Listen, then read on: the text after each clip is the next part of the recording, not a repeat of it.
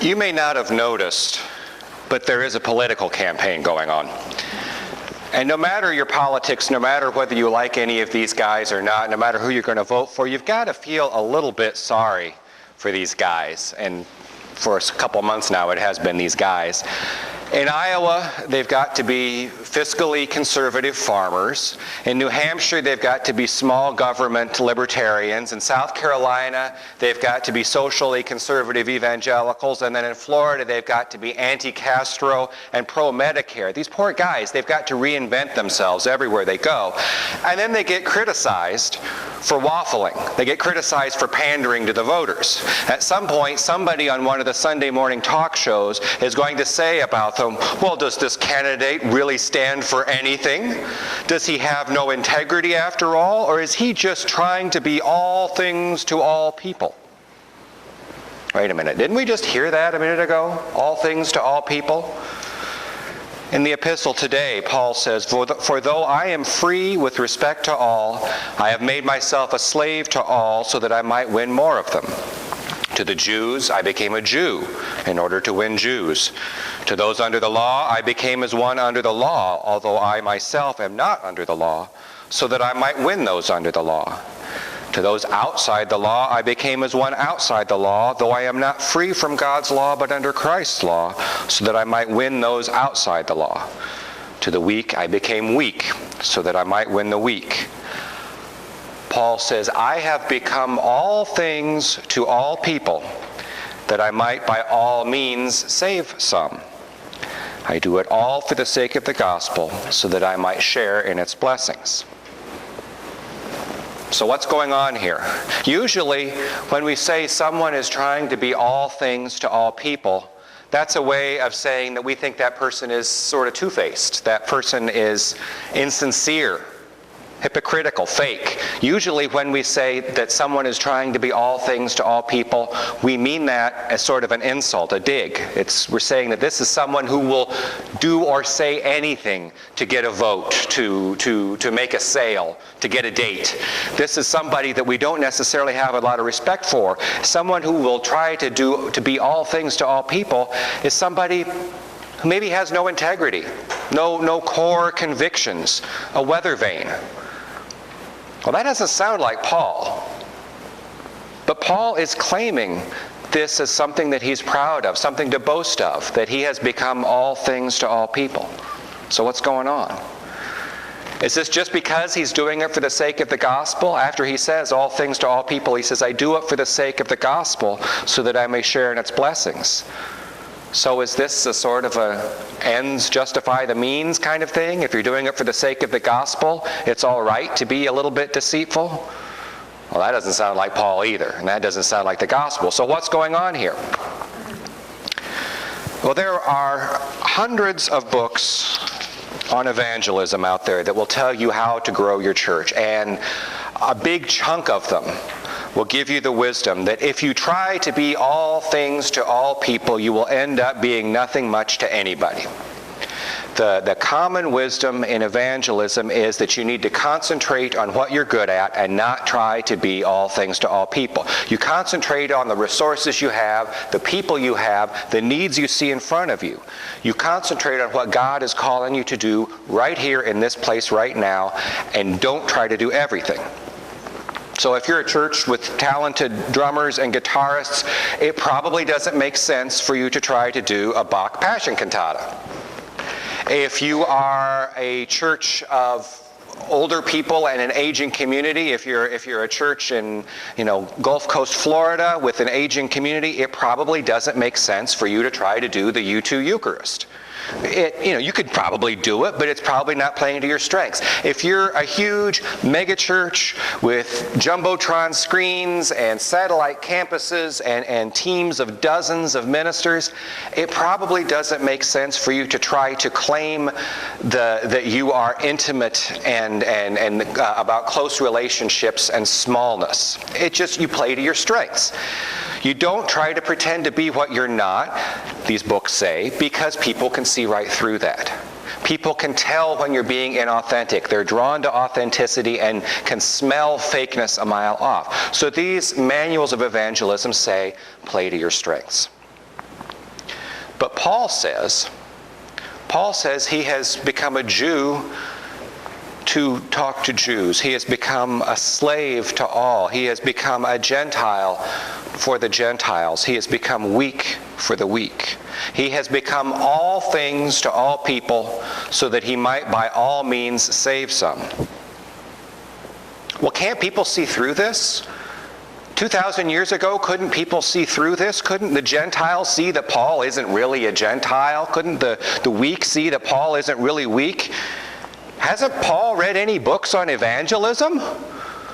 Or does Paul know something maybe that these books don't? You may not have noticed, but I'm told that there is some sort of football game scheduled for this evening. A couple of East Coast teams, I think, nothing particularly significant. And it may shock you to hear that I don't know a whole lot about football. I'm not really a football guy, but I do know that successful teams study their opponents in the week leading up to a game. They look at their opponent's strengths and weaknesses, they watch game films, they look at statistics, and they adjust their game accordingly. They still have to work with what they've got. They still have to play their game. They still have to work with the people they have on their roster. But they can improve their chances if they tweak their game to match their opponent's game. They can't be what they're not, but they can make sure that their strengths are aimed at the target. The New Testament probably contains more words written by Paul, or at least attributed to Paul, than any other writer in the New Testament. The New Testament is by and large a book of the writings of Paul, and throughout, or at least apart from the Gospels, and throughout his letters, there is never any doubt about Paul's message. Paul's message is that through Christ's death and resurrection, it's possible for all of humanity to be reconciled to God. And Paul says that it's possible for all of humanity to be welcomed into that kind of close relationship with God that previously had been just for the Jews. That message doesn't waver. Paul's message is always about the possibility of all of God's people being reconciled and all of God's people being close to God as the Jews were. Paul doesn't shirk this message. Paul doesn't waver from this message. He tells the same story again and again. But he always speaks in a language that his audience can understand. When he's talking to learned philosophical Greeks, he talks philosophy. He uses rhetoric, but the message doesn't change. When he's talking to diaspora Jews, he talks law, he talks prophecy and the fulfillment of prophecy, but the message doesn't change. When he's talking to the political Romans, he talks about citizenship and honor and self-control and virtue, but the message doesn't change. Paul doesn't water down the gospel to make it easier to swallow. He doesn't tell people what they want to hear. Let's face it, you don't get executed in Rome for telling people what they want to hear. Paul tells people what they need to hear, but he tells them in ways that they can understand. He speaks language that they can understand. Paul writes again and again that spreading the gospel is an obligation, it's a commission, it's something that he cannot avoid, a calling that he can't ignore. And for the sake of spreading that gospel, Paul is willing to risk parts of himself. Paul is willing to give up parts of himself that he's very proud of, the best parts of himself.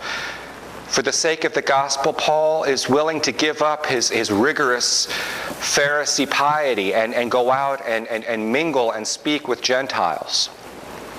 For the sake of the gospel, Paul is willing sometimes to set aside his excellent classical education and speak simply and speak to the common people. For the sake of the gospel, Paul even risks his Roman citizenship that we know he's very proud of. And ultimately, for the sake of the gospel, Paul risks and loses his freedom, his safety, and his life. Paul's willing to risk all of that for the sake of the gospel, to walk alongside people who are at risk of being lost, to walk alongside us and make it possible for people to hear the good news. Paul is willing to risk all of these parts of himself. Paul is willing to be all things to all people if it means that these people can be saved. Paul is willing to be all things to all people if it means that these people can be reconciled to God. Well, I'll tell you, God has good news for all of us. We know that God is reconciling all of humanity to God. We know that God is making it possible for all of creation to live in that close, intimate relationship with God, to live the life that we were created to live. We know that this good news doesn't change. It never has changed and it never will change. The message doesn't change. God doesn't water down this message. God doesn't tell us what we want to hear, even though it's very good news. God tells us what we need to hear, the good news we need to hear. And it's so important. We need to hear it so badly. It's so important that we hear this message, that we understand this message. That God is willing to watch a few game tapes. God is willing to look at our strengths and weaknesses. God is willing to adjust strategy to make sure that strategy matches our strengths and weaknesses. God can't be what God is not. But God speaks to us in language that we understand. God stoops. God makes God's self something that we can understand. The unimaginable becomes imaginable.